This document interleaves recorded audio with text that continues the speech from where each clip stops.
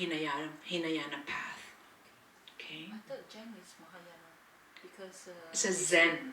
Yeah, Z-E-N.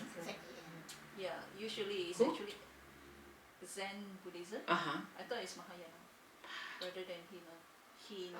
I'm not so sure. I mean, that is still that. You see, because that evolution of Zen, okay, is actually their text from the very beginning is from the canon of Pali tradition, okay, and then it came to China, and then it branched into the Zen, into the Japanese, okay, and many things has transformed in between. So I'm not, I have not studied Zen, so yeah, but they are definitely, it's the Mahayana basically, okay, the Mahayana, so you don't get confused. What is the difference between lower capacity and higher capacity? It's the people. Huh? It's the people. People what? It's the people who practice. No, that is a wrong view, okay? I'd like you to just listen, okay? All right.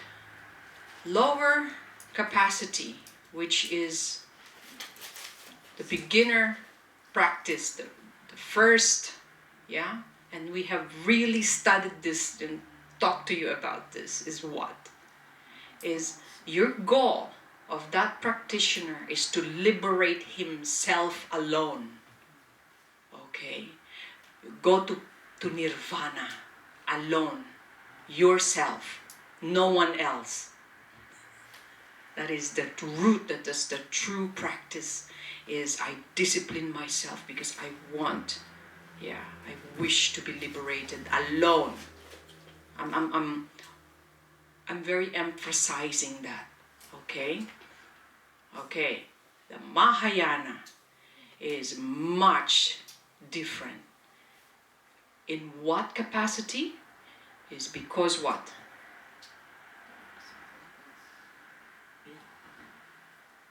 They wish to liberate themselves, right? So that what? They can liberate others. So the only reason is to liberate others. And this is a bodhisattva. That is the difference. You become a bodhisattva is the greatest, is the greatest capacity. All right? And by liberating others, they can go to a higher level again. Who? Bodhisattva. A bodhisattva, once you actually have claimed become a bodhisattva, you are basically already a semi-Buddha. Because, you see? Because you thread the path of the lower vehicle and middle vehicle. I mean the medium capacity. Meaning you want to liberate yourself from samsara, okay? And the middling capacity is what?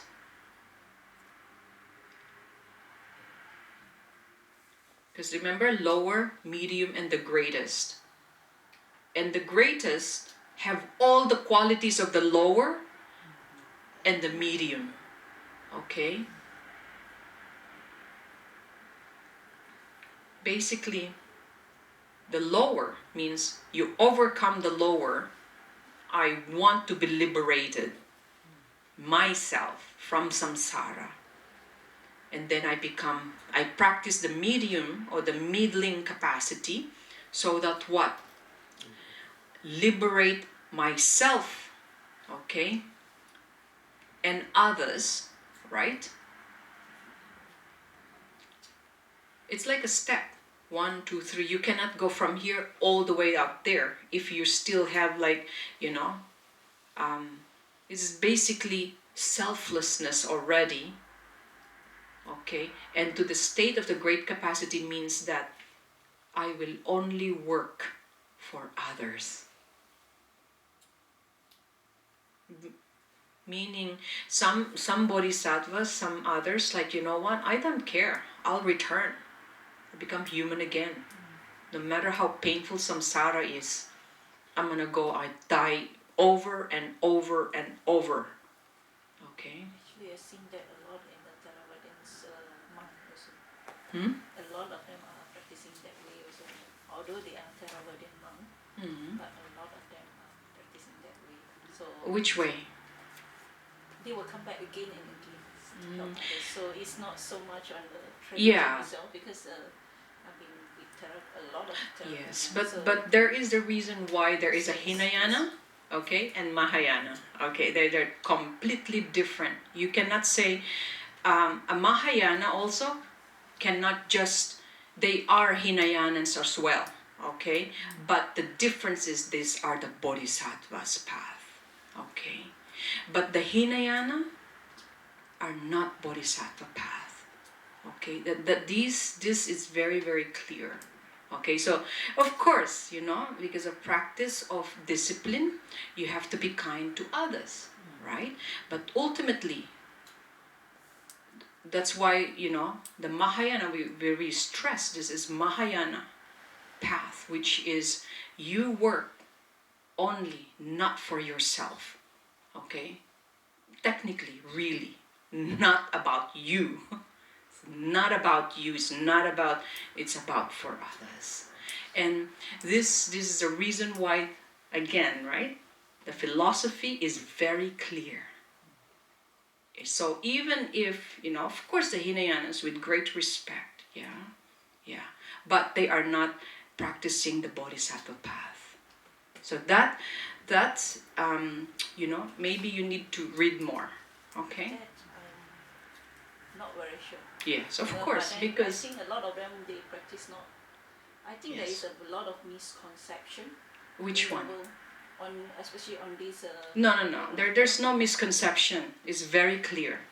But you know, again, what I really like to emphasize here, yeah, we're all clear, right? I'd like you to look at me, everyone.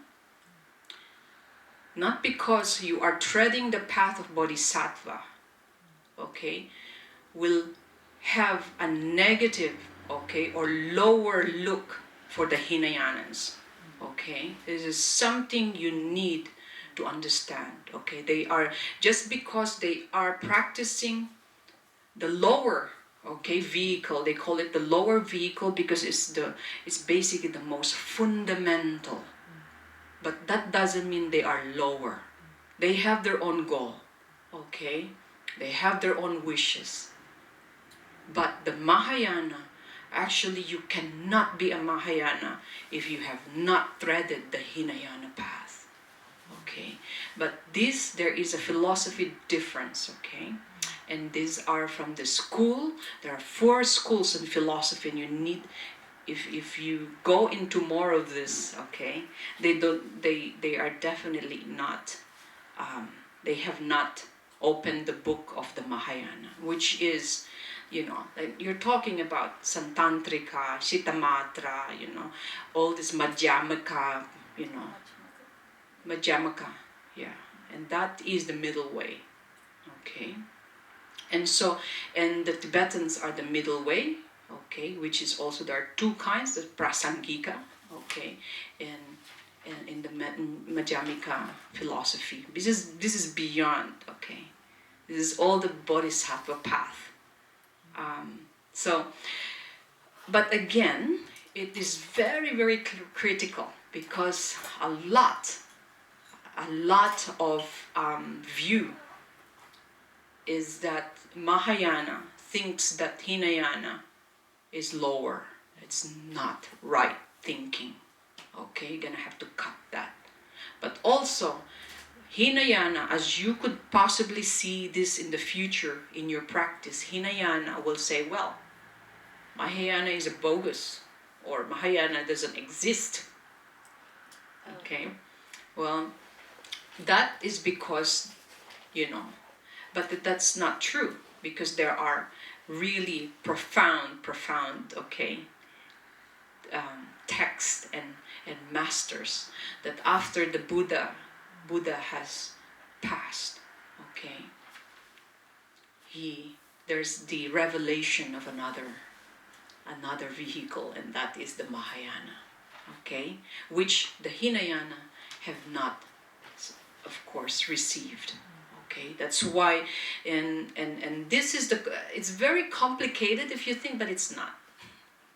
Depends what you want, because remember, okay. That means the 60 arhats was not received that teaching. Who arhats? The 60 arhats, because who are they?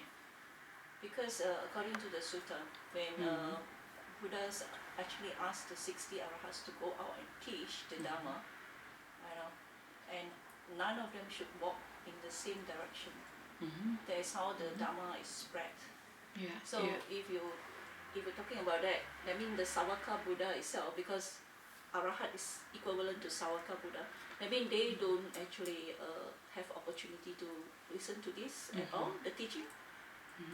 Well, because I'm not so sure. I'm sure there is beyond that, because the revelation of the Mahayana, okay, is beyond the life of Buddha. Buddha already passed away when it was revealed, okay, through the manifestation of Maitreya, okay. Now, so the manifestation of Maitreya Buddha, yeah. Okay, you understand? Mahayana came about when when the Buddha has passed. So you know what I mean? When of course, when you're practicing Hinayana, you said, where did that come from? Well, the Buddha revealed this teaching in a different after his passing, and they actually held that somewhere, okay, and it will only be revealed at a certain time, and so the text came out, okay, and it was proven. But of course, the Hinayana felt like that's not real, yeah, because ours is the original. But no, the Buddha has, and then after that, I think partly because of okay, let's just move on, okay. But I tell you, the reason why, okay, there are levels, is because what? Why do we have different levels of teachings? Why? To start at the beginning. Yes, that's one. Because why? Different people have different level of practice. Yes, because remember, we came from beginningless time, all right? And when others came, they already have advanced minds, okay? And cannot, they will have to continue. And so that's the reason why we have these levels of teachings, different mind.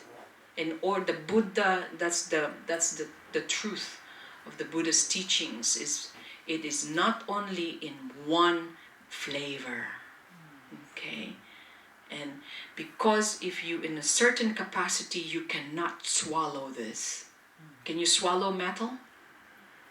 You don't have that throat, okay? So you can only swallow rice. But that doesn't mean you are lower, okay? That means that the capacity and your mental continuum cannot take that.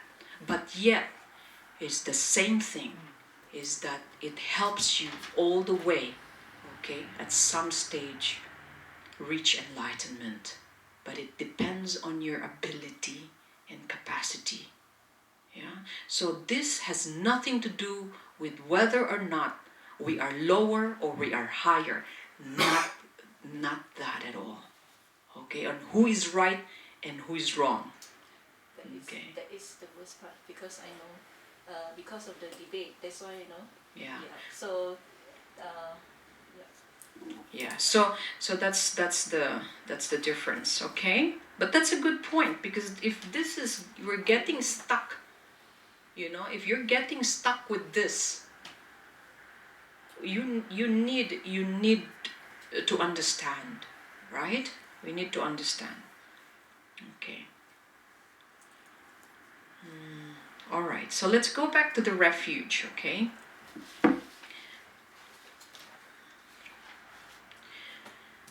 So the last time we actually have stopped, and we'll continue this as much as we can now. I'd like to talk to you about, okay, about the individual practices.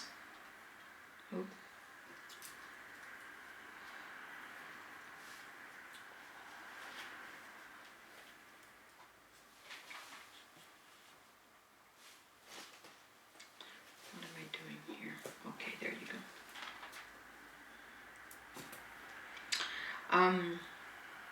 Because there are parts of the refuge now.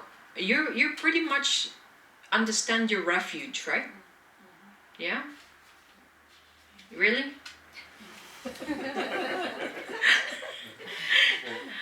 Look to me in your eye, in the eye.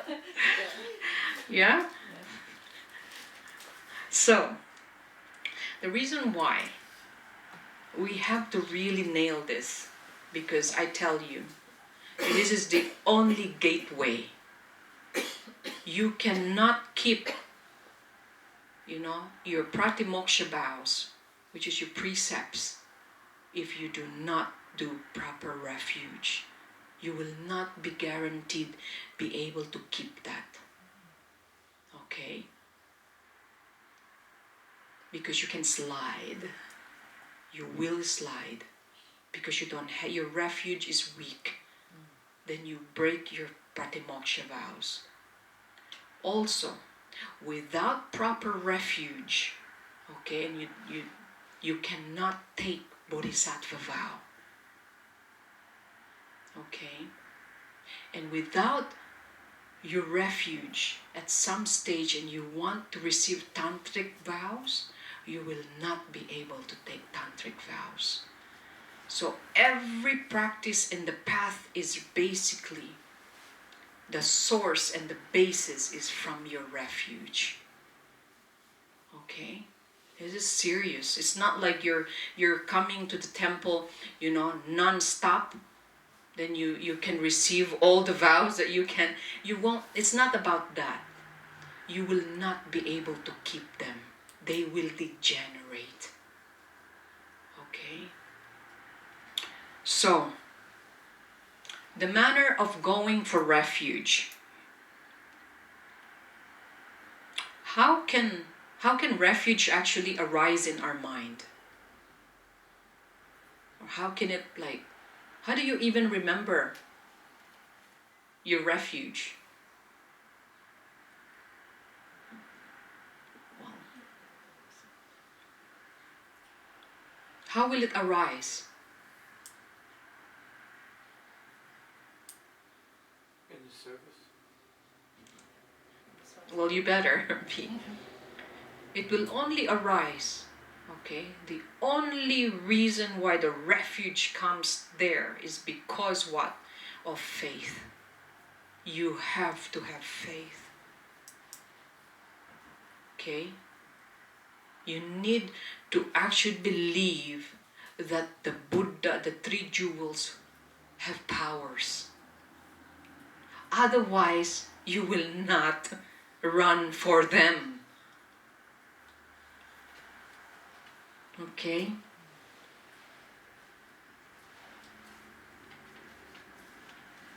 And when you have faith on this refuge, on the three jewels, no doubt, there will be no doubt that you will accumulate vast of merit. Okay? You will, no doubt at all. Meaning, you will receive vast of merit. And eliminate all possibility of being reborn in the lower realm. This is basically one of the benefits. Okay? Is you will accumulate vast. You're talking about not little merit. Maybe your you're passed to the temple so you can have lunch. It's not that, okay? And this is to eliminate the possibility that you will be reborn in lower realm. And as stated, okay, in the verses, it's actually captured in Lamrim, is that if the merit of taking refuge had a form, he said, if the text said, if taking refuge, if the merit of taking refuge has a form, the whole world, okay, could not fit it. This is how large the merit of taking refuge. The Buddha says itself, okay? If it has a form, if you contain it in a form, it is larger. I mean, it's actually the size. The world, the earth, cannot contain it. It's huge merit. Huge. Yeah. So to prevent our entering the realm of anguish, to prevent us from entering the realm of anguish, okay, we take refuge in the Buddha as the teacher.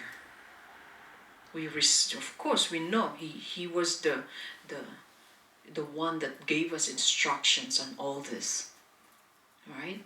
And in the Dharma, as which we must develop in our mind. You see these dharmas right here? These are just become book if it does not come and envelop our mind, okay? And in the Sangha as our helpers, okay? So methods to practice after going refuge, and this is the thing I'm telling you now, right? There are methods. So what after taking refuge? What are gonna need to do then, right? What practices do we need to do in taking refuge? Do you know? Meditation. Good. But if you are not taking, if you're just sitting like that without taking refuge, it probably worth nothing. Yeah. But good point. Yes, you know, but before you need to meditate, you have to take refuge. Right? Remember? Any activity that we do, we always first Namo Guru, Namo Buddhaya, Namo Dharma, Namo Sanghaya. Yeah? So, there are two aspects here I'd like to just quickly breeze through, okay? So, these are the practices we need to do in order for us to take refuge. And one is the area of individual practice. This is like, what do you do now? Okay? As an individual practice of refuge is how do you then practice taking refuge to the Buddha? So it says here, it has a requirement, right? We should abandon all refuge in teachers of different line. This is very important. Why? To avoid the dangers of confusion and losing sight to the goal. You need to just focus on one teacher, which is the Buddha's way. You cannot say, well, I come here and then go there on a certain time, with other line of practice. Then it will confuse you, then you lose the path, right? The danger is when one finds a teacher that or a god, okay, who can give temporary relief, okay, or to someone, you run to someone and you say, wow, this really, people here are very good, they help me very much, but that was only temporary, okay? And then you would feel at the end that he is better than the enlightened one, okay? Then when that happens, you already lose, okay, your refuge. So when someone comes to you that helps you at this point of difficulty, right, you might run refuge to them instead of you. First is, you pray to the Buddhas and run to the Dharma and to the Sangha. You actually ask help, or somebody came, is like, we'll take care of your life, okay? We're gonna do this and this and that. And then later on, you took refuge to these people. Then you let go of the Buddha, Dharma, and Sangha. Then what happens to that? You lose your refuge. Okay? So the positive practice is to respect any kind of image of the Buddha. This is another one. Even in a reflection in a mirror as the Buddha himself. Okay, you have to respect the Buddha's image, no matter how it is made. Even just a mere reflection to the mirror, and you saw a Buddha there in the mirror, and you said, oh, that's not true, that's just a mirror. Oh no, that is an image of the Buddha. So, and also not put, okay, such image on the floor, and we all know this, right? You do not put Buddha's image on the floor or next to your shoes, okay? Or anything lower. And you do not step over an image.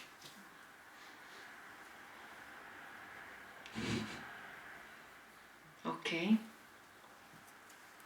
And be careful of that. And do not put it or stand our plate on it. You know how sometimes we have the Buddha's photo and then we just put our plate on top of it while we eat? Yeah? Alright? Or disrespect it in any manner. This practice, okay, this will degenerate your refuge and leaves negative imprints in the mind. Because of your carelessness and unmindful actions, okay, this will lead you to degenerate your practice or your refuge, and you will have a negative imprint left in the mind. And also, we should be careful not to buy more images than we are able to look after. Okay? Respectfully. Because nowadays when you go for like most of the temple, or most, like for example, they say, okay, they have this empowerment, then they will give you a photo of the Buddha or Tara or what. Sometimes actually is we have too much. If you don't take, don't feel nice because everybody is taking. Yeah. But if you take, you have too many. Yes, and yes. Also, so how do you do what that? shall we do? You just receive, but have you ever thought of also giving? Yeah. Yeah, then give it away. But if you give away, other person will end up with that. Huh? You see? Another person will end up with that. If well, you have to. so we just yeah. put Again, back into the temple, or even you put back in the No, temple, I think certain, no. I would